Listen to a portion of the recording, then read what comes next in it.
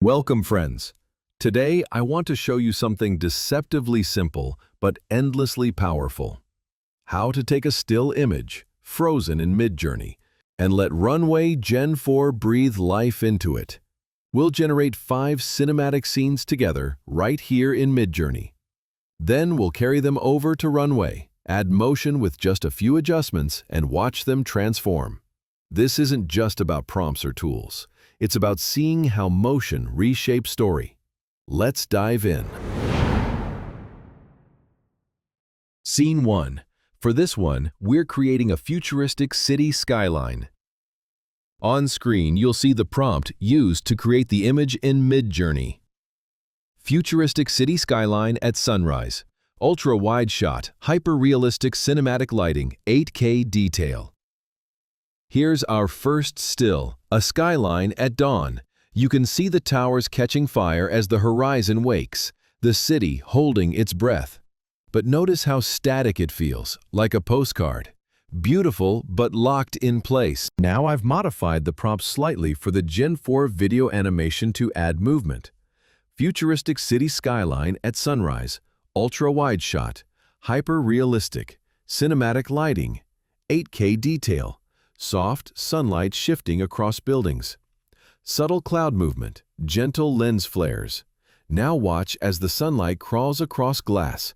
Shadows shift, clouds drift. Even the smallest flicker of a lens flare tricks the brain into believing this city is alive.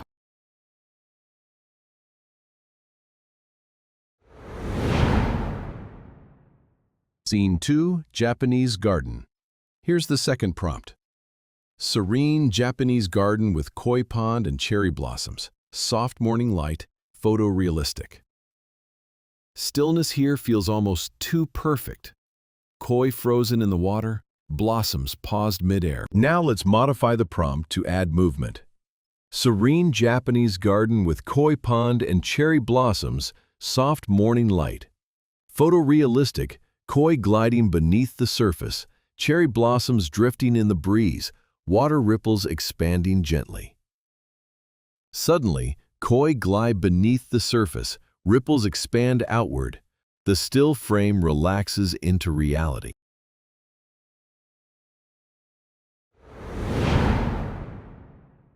Scene 3, Desert Canyon. Here's the MidJourney prompt. Desert canyon with dramatic shadows and golden hour glow, high-resolution landscape.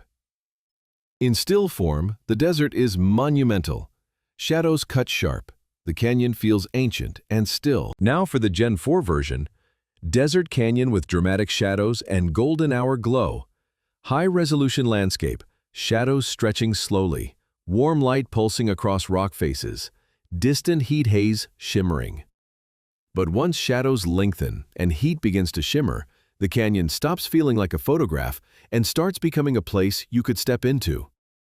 Motion transforms space into an immersive environment.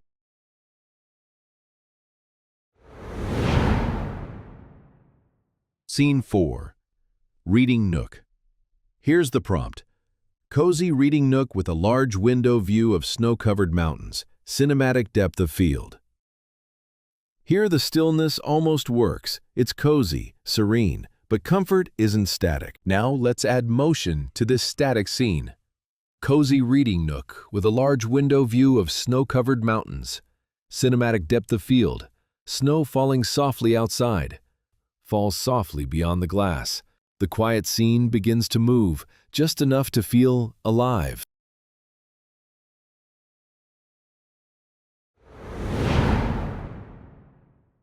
Scene 5, Cyberpunk Street. Now let's bring it home with one last scene. Something darker, slicker, alive with neon and rain. Here's the prompt. Rain-soaked neon street scene at night. Cyberpunk-style glistening reflections, ultra-detailed. At first glance, it's striking. Neon bleeding into puddles.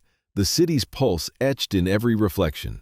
To bring this moment to life, we're adjusting the prompt, adding subtle motion to let the city breathe, shimmer, and move. Rain-soaked neon street scene at night, cyberpunk style, glistening reflections, ultra-detailed neon lights flickering, gentle rain falling, puddles rippling with footsteps. Now, the rain falls, neon flickers, footsteps disturb the puddles. You don't just see the city anymore. You hear it. You feel it. So that's a wrap. 5 static prompts, 5 vivid worlds brought to life through motion. Stillness has its charm, but movement stirs something deeper. It makes us feel, imagine, believe.